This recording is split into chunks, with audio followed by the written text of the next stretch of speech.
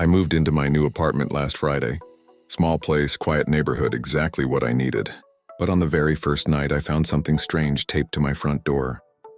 Do not trust the neighbor across the hall. A friend. I laughed it off at first, thinking it was a prank. But when I went inside, I noticed something unsettling. My living room window was slightly open. I never opened it. Later that night, around 2:13 a.m., I heard slow footsteps in the hallway, stopping exactly in front of my door. No knock, no voice, just silence. When I finally checked the peephole, no one was there. But the note? The note was gone. The next morning, I finally saw the neighbor the note warned me about. Tall, pale, no blinking. He just stood there holding a grocery bag, staring at me as if he already knew me. New here? He asked, voice low and slow. Yeah, I replied, trying to sound normal. He smiled, not a friendly smile, more like he was analyzing my face. Then he said, if you hear anything at night, don't open your door. Before I could ask why, he walked away. No explanation. But that night, I woke up again around 2:13 a.m. This time, instead of footsteps, I heard whispering directly behind my door. I bought a hallway camera because I needed answers. I placed it outside my door and went to sleep. Again at 2:13 a.m. the whispering came, but this time it sounded like two voices. One whispering, and one breathing heavily. In the morning, I checked the camera footage. At 2:12 a.m., the neighbor across the hall stepped out of his apartment and stared at my door. At 2:13 a.m., another figure appeared behind him. A woman, long hair covering her face, bare feet, wearing what looked like a hospital gown. She leaned close to my door and whispered, "He's lying." Then the neighbor turned slowly toward her, and she vanished from the frame as if she was never there. I finally confronted the neighbor. "Who is she?" I demanded. His face went completely blank. Then he said, "You weren't supposed to see her." Before I could respond, he grabbed my arm and pulled me inside his apartment. The place was empty. No furniture, no bed.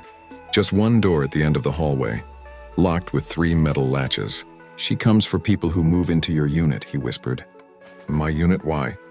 He didn't answer. Instead, he unlocked the door slowly. Inside was a tiny sealed room, and on the wall, written in black marker, "Toes 13 don't let him open the door." Before I could ask who him was, something scratched from inside the wall. Once, twice, 3 times, and the neighbor whispered, "She's early." I didn't sleep after the shadowy figure dragged itself back into the crawl space. I kept the lights on, sitting in the middle of the living room like a prisoner in my own home. Every sound, every creak felt like the house breathing. But at 3:07 a.m. the world went silent again. Not quiet, silent, like someone pressed mute on reality. Then a soft click echoed through the hallway. The basement door, the one I always kept locked, opened by itself. A single marble rolled out, tapped my foot, and stopped. I whispered, "Not again, please." But the marbles kept pouring out of the darkness, dozens of them, forming a crooked path down the hall like they wanted me to follow. Something inside me snapped. Fear turned into anger. "No more," I whispered. "If you want me, come out." The house answered instantly. A child's laugh, broken, glitchy, like a corrupted audio file, echoed from the basement. Then a voice followed, soft, familiar. "You forgot about me." I froze.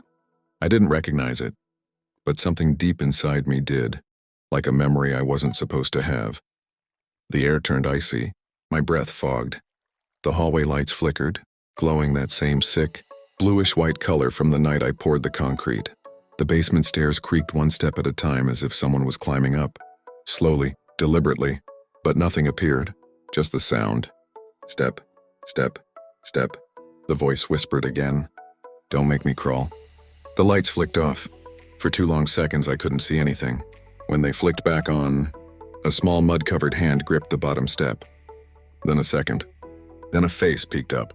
A child's face. But wrong. Eyes too big, skin too pale. Mud packed inside its mouth like someone tried to silence it.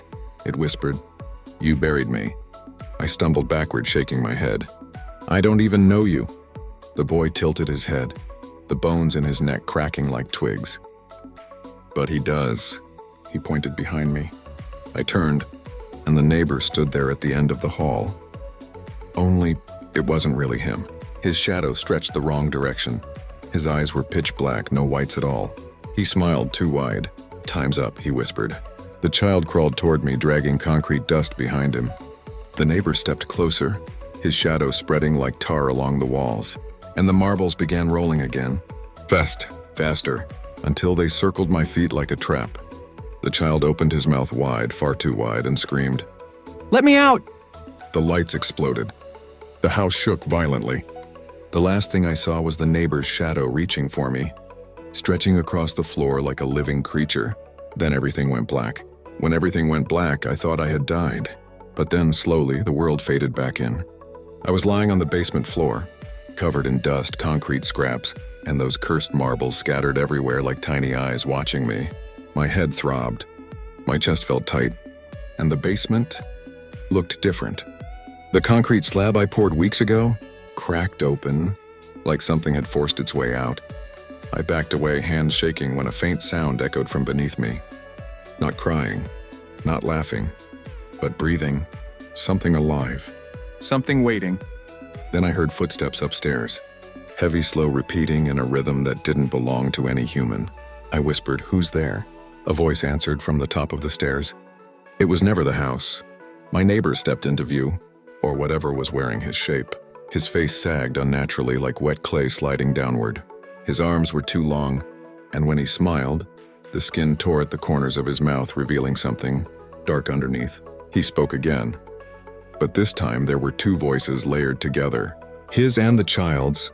"You sealed the wrong thing." My blood turned to ice. He pointed at the cracked concrete. "The boy wasn't trapped," he whispered. He was.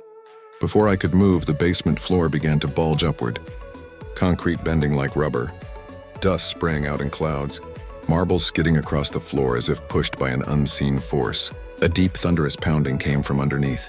Once, twice. A third time, boom. A black tar-like arm burst through the crack. Long, skinny, jointed wrong, nails like rusted metal. Another arm followed. Then a face pushed through.